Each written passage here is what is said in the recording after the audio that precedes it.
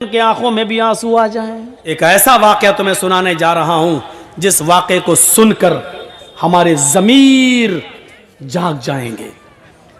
रात की तारीकी है। हजरत उमर रात के अंधेरे के अंदर गश्त करके देख रहे हैं कि कौन परेशान है। काफी दूर निकल जाते हैं तो एक और परेशान आदमी नजर आता है, घर के बाहर बैठा हुआ और रो रहा है। हजरत उमर उसके पास बैठ गए। जी क्यों रो रहे हो? रोने लगा और कहने लगा, नहीं जानता कौन है। कहता है कि मेरे भाई, जब तुमने एक रिश्ता जोड़ी लिया तो सुनो, मैं बहुत किस्मत का मारा हुआ इंसान हूं। मैं इस झोपड़ी के बाहर बैठा हुआ हूं, अंदर मेरी बीवी रो रही है और इधर मैं रो रहा हूं। कहा क्यों, क्या बात है? कहा मेरी बीवी बहुत ही ज्यादा खूबसूरत है और मेरी गांव का एक बहुत मजबूत आदमी, पैसे में भी मजबूत है, असर और रसूख में भी मजबूत है और ताकतवर भी है। उसके आगे पीछे गुंडे भी रहते हैं। वो शख्स रात की तारीकी में आता है और मुझे मेरा कान पकड़कर घर से बाहर निकाल देता है। फिर वो मेरी बीवी के साथ जिना करता है, मेरी बीवी को मजबूर कर देता है गलत काम करने के लिए। नहीं तो वो मुझे और मेरी बीवी दोनों को मारने की धमकी देता है। मेरी बीवी डर जाती है और मारे डर के वो सब कुछ कर लेती है जो उसका ज़मीर उसको गवारा नहीं करता। ओह, ये प्रॉब्लम है। अभी आया था, हाँ आया था और गलत काम करके चला भी गया। हजरत उमर ने कहा, मेरे भाई सच बताओ अब वो कब आएगा? कहा वो एक दिन छोड़कर आता है, आज आया है, गलत काम करके चला गया है, अब वो कल नहीं आएगा, परसों आएगा।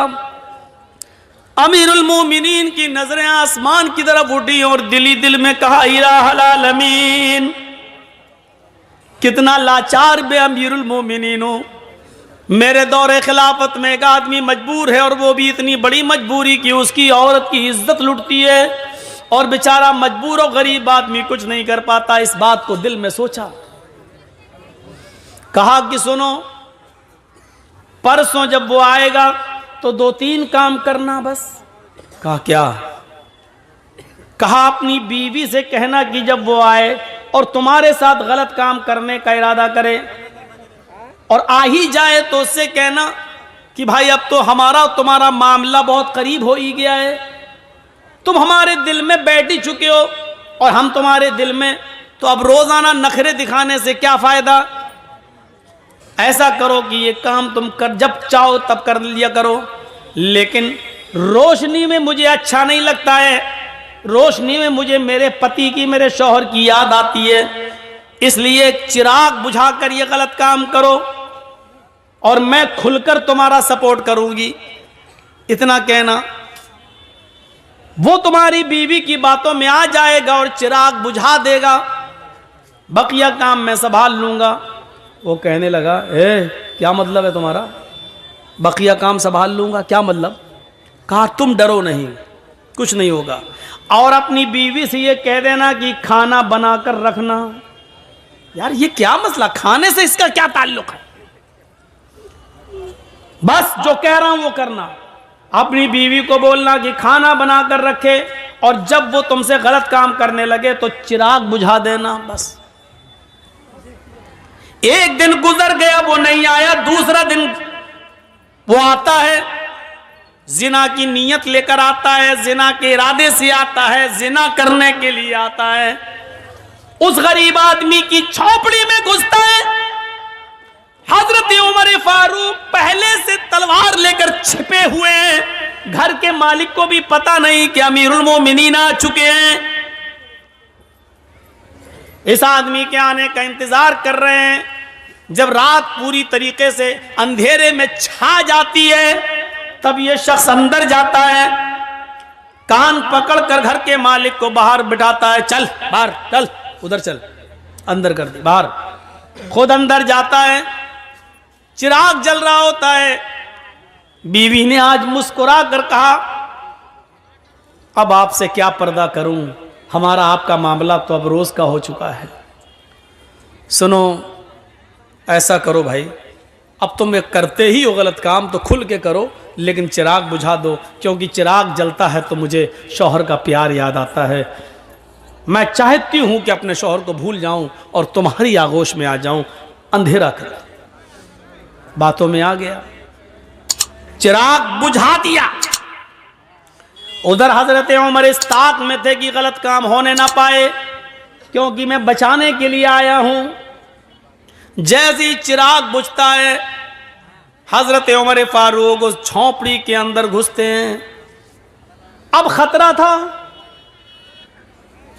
कि तलवार अंधेरे में चलाएं तो ऐसा ना हो कि आदमी की जगह पर, जानी की जगह पर इस गरीब आदमी की बीवी की गर्दन पर कहीं तलवार न चल जाए, इसलिए कुछ बोलना था। हजरत उमर अंदर घुसे और खांसे वो समझा कि इसका पति आ गया अंदर, और उसने कहा, अबे भाग, चल, अभी तो कुछ हुआ ही नहीं, तू आ गया, भाग। इसी आवाज को सुनना था हजरत उमर फारूक को। हजरत उमर फारूक ने देख लिया कि आवाज किस सिमत से आ रही है, उसी वक्त उसके सर को पकड़ लिया। जैसे ही उसके सर को पकड़ा और बाल पकड़ के खींचा तो उसके बाल भी लंबे लंबे थे। अब यह शक हुआ कि कहीं औरत के बाल तो नहीं है। अब वो उसको बार बार उसको बाल को झुमा रहे हैं, तो वो चीखता है, अबे क्या कर रहा है, अबे हट। समझ गए कि यही है, फौरन बाल पकड़ के गिराया, मारी एक तलवार। जिंदगी का रिकॉर्ड है, हजरत उमर ने जब भी किसी को कत्ल किया दोबारा तलवार चलाने की नौबत नहीं आई। एक ही वार में गर्दन तन से जुदा हो जाती थी। अंधेरे में भी तलवार मारी तो गर्दन अलग पड़ी हुई है, तन अलग है, तड़पने लगा। कहा, मेरी बहन जल्दी से चिराग जलाओ। चिराग जलाया गया, शक्ल देगी तो कहा, अल्हम्दुलिल्लाहि रब्बिल आलमीन। इधर आओ मेरे भाई, अंदर क्या बाहर क्या खड़े हो, तुम्हारा काम हो गया है। हैं? मार दिया, कत्ल कर दिया क्या? अरे अगर यह अमीरुल मोमिनीन को, उमर को पता चल गया तो मुझे भी कत्ल कर दिया जाएगा। ये तुमने क्या किया? एक और मुसीबत तुमने हमारे लिए खड़ी कर दी। हजरत उमर ने मुस्कुराते हुए कहा, पहले खाना लगाओ। लाश रखी हुई है, गर्दन कटी पड़ी हुई है, खून वहीं पर ताजा ताजा पड़ा हुआ है, और हजरत उमर वहीं बैठकर खाना खा रहे हैं लाश के पास। वो यहूदी बार बार देख रहा है कि ये कौन सी दुनिया का आदमी है, लाश के पास तो खाने की हिम्मत नहीं पड़ती और ये खा रहा है। और ये मुसलमान भी है, मुसलमान तो किसी के मरने के बाद इन्ना लिल्लाह पढ़ते ही अल्हम्दुलिल्लाह पढ़ रहा है। और कत्ल ही करना था तो चिराग क्यों बुझवाया इसने? चिराग जलता तो अच्छी तरीके से पहचान सकता था और मारने में आसानी रहती, लेकिन इसने चिराग बुझाने के लिए क्यों कहा? हजरत उमर फारूक जब वहां से जाने लगे तो उसने पैर पकड़ लिए। कहता है, मेरे ऊपर मुसीबत खड़ी करके कहां जा रहे हो? उमर के किसी आदमी को पता चल गया तो मुझे भी कत्ल कर दिया जाएगा। हजरत उमर ने कहा, पैर छोड़ो, क्यों डरते हो? क्या बात है, मैं ही उमर हूं। हाँ, मैं ही उमर हूं। मैं सिर्फ मुसलमानों का अमीर नहीं हूं, गैर मुस्लिमों की परेशानियों को दूर करना भी हमारी जिम्मेदारी है। हमारे हुदूद में आते हो तुम। हमारे भी आदमी आएंगे, इस डेड बॉडी को उठा के ले जाएंगे, आपको घबराने की जरूरत नहीं है। अब उसकी जान में जान आई। हजरत उमर जाने लगे तो कहा कि जाऊं? उसने कहा, जा रहे हो, लेकिन दो तीन बातें अगर बता सकते हो तो बता दो। कहा, क्या? कहा, अमीरुल मोमिनीन, चिराग की रोशनी अगर जल रही होती तो आपको इस आदमी को मारने में आसानी थी, लेकिन आपने ये क्यों कहा था अपनी बीवी से कह देना कि चिराग बुझा देना। और जब चिराग जलाकर देखा तो आपने इन्ना लिल्लाह के बजाय अल्हम्दुलिल्लाह आपने क्यों कहा? और आपने ये क्यों कहा था कि खाना बनाकर रखना? खाने से इसका क्या ताल्लुक था? ये तीन बातें मेरी समझ में नहीं आई।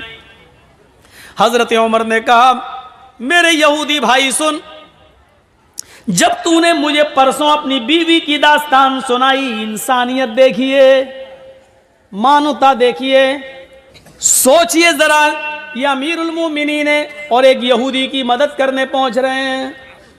यहां 750 किसान के मरने के बाद कानून वापस लिया जाता है, लेकिन 2 मिनट का मौन तक नहीं रखा गया। मोदी जी आज तक उन 700 किसानों को शहादत का दर्जा देने के लिए तैयार नहीं है। अगर शहादत का दर्जा देंगे तो यह मानना पड़ेगा कि आंदोलन सही था।